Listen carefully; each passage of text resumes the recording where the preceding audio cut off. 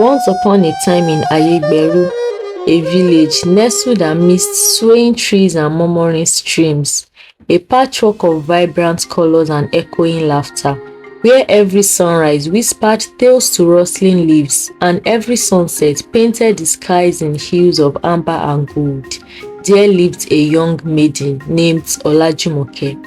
Olajumoke is a vision of grace and allure. Her dark skin was a canvas of rich caramel, radiant and smooth as the river's gentle flow. Her eyes sparkled like dewdrops on the petals of a freshly bloomed flower. Her beauty is unparalleled in the whole of Ayegberu village. Olajumoke is the talk of the whole village. Every man in Ayegberu, young or old, single or married, wanted Olajumoke. While men are gathered in the evening singing praises of Olajumoke, each hopeful of the prospect of winning her heart, the women also gathered, like gossiping birds, spinning tales of jealousy and resentment.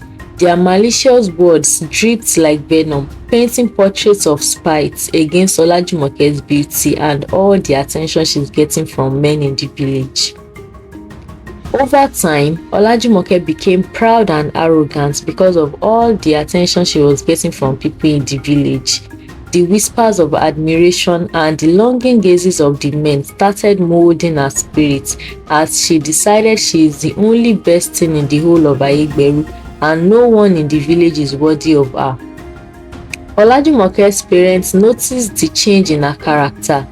They were afraid that no man in the village will approach their daughter because of arrogance, so they started warning her of the wrong path she had started to tow, but Olajumoke wouldn't listen to her parents. Contrary to the fears of Olajumoke's parents, suitors started coming for her.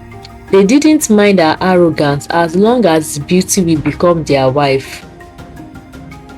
They came in droves, bearing money and expensive gifts. But Olajumoke would turn each and every one of them down as she had decided no man is worthy of her beauty in the whole of Ayegberu village.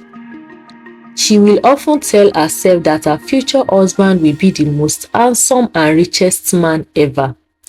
Olajumoke's parents would warn and beg her to not let vanity blind her eyes to the goodness of the eligible suitors coming for her hand, that she should carefully pick one of them, but Olajumoke was adamant.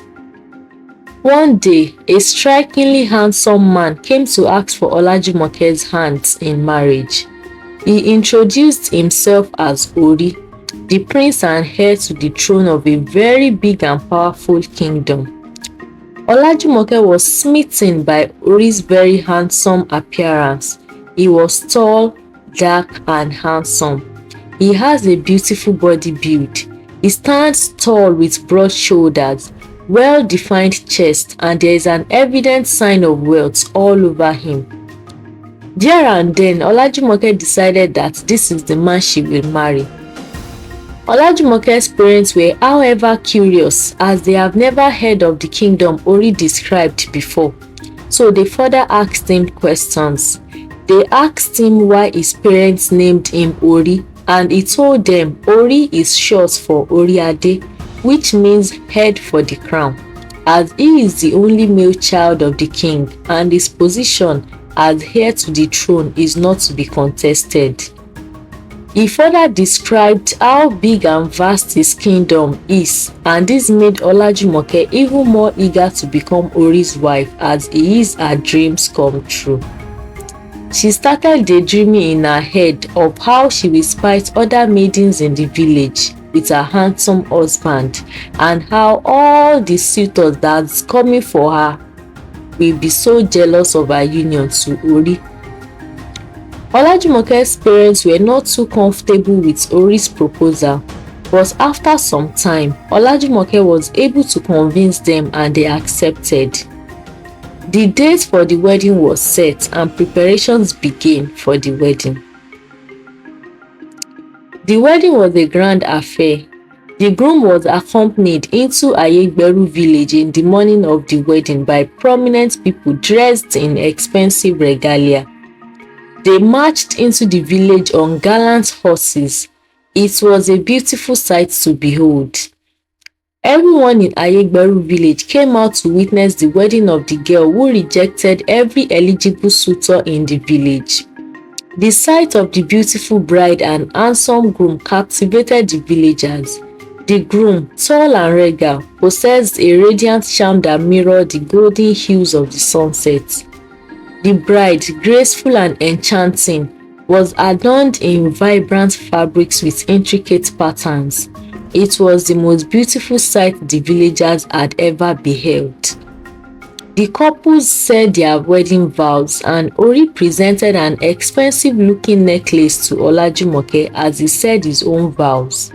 He told her it's his family heirloom, passed down from generations, as his mother also wore the necklace. Olajumoke beamed with happiness as Ori circled the necklace around her neck. The couple danced beautifully as drums throbbed with melodious rhythms. The wedding was an absolute show of wealth. Ori and his people came with enough money and gifts. The villagers ate their hearts fill as there was food in excess, and everyone danced to beautiful music until their bodies could no longer move.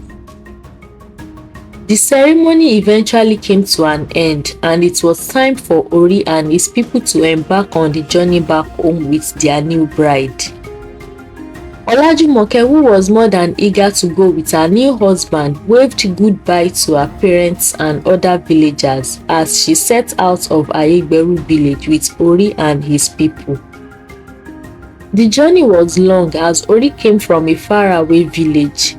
They rode through several villages and forests. After a long while, they got to a small village which seems isolated and decided to rest a bit there. Olajumoke noticed something weird about the village and told Ori that she is not comfortable with where she is, but Ori assured her that there is nothing to worry about. It was night and they all rested till morning. By the time they woke up in the morning, all their horses were gone. Ori and his companions were not shocked or surprised. A baffled Olajumoke asked her husband for the horses, and he told her that the horses were borrowed from this village and had gone to their owners. She then asked him how they are going to continue their journey, and he told her that his village is not very far away now, so they will continue on foot. They continued their journey. They got to a very big river and stopped. At this point, all of Ori's companions bade Ori and Olajumoke goodbye and jumped into the river. Olajumoke was shocked.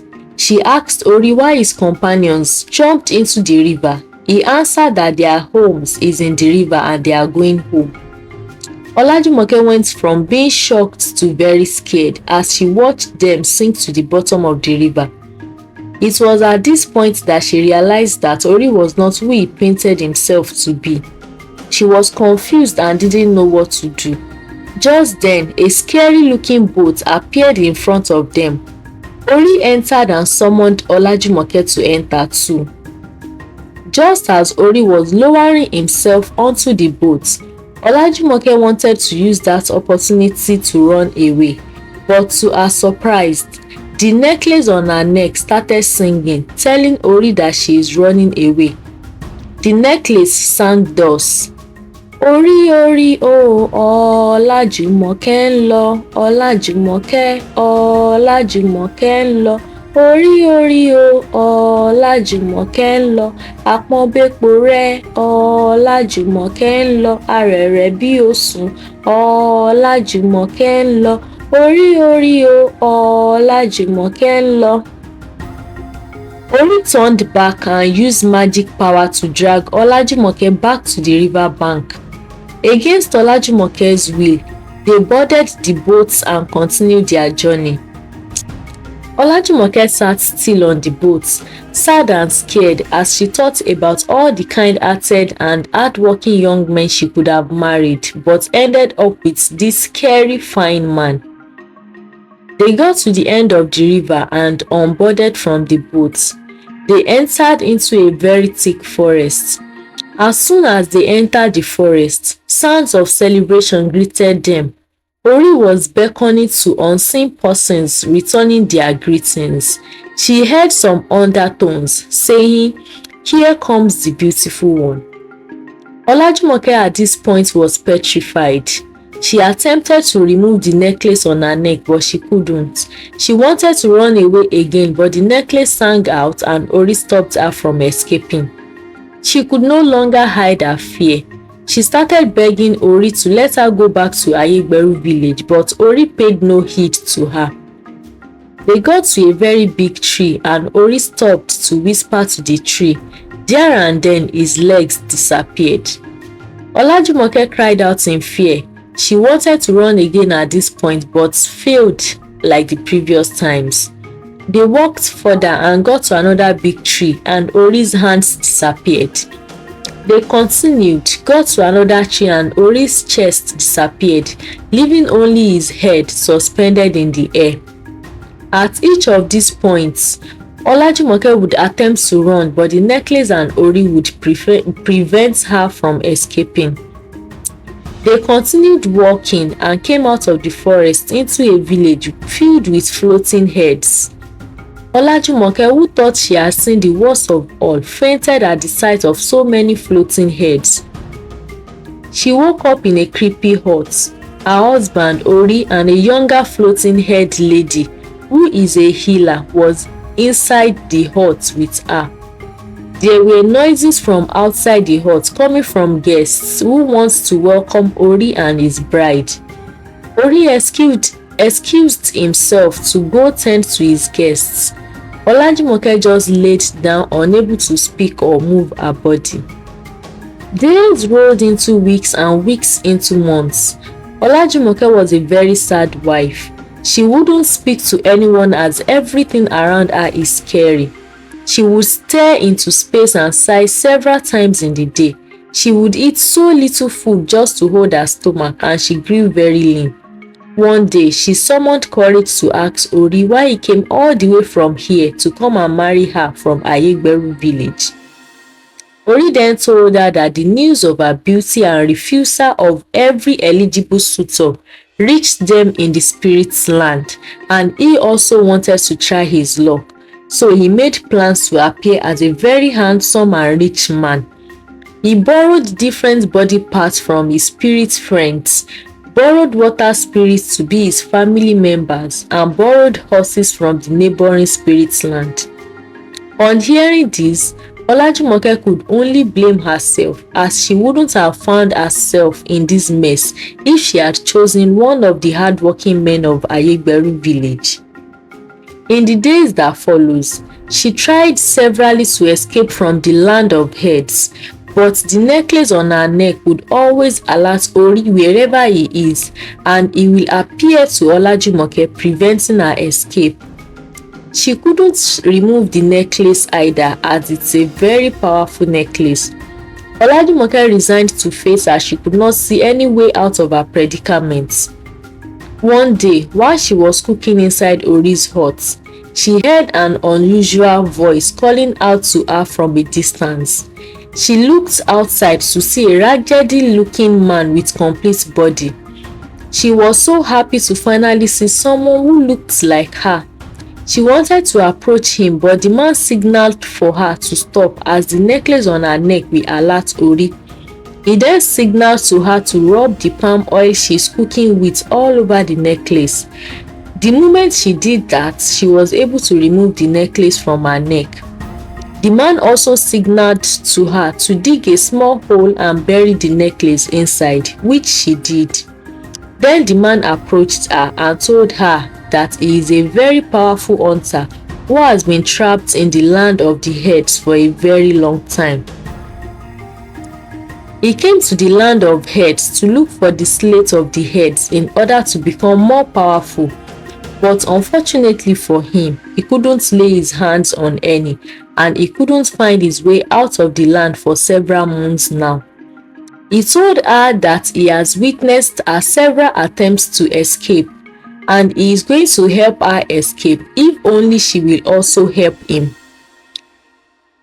A happy and eager Olajumoke asked the hunter what she needed to do, and she told her that there is a small slate that hangs in the ceiling of each and every hut in the land of the heads.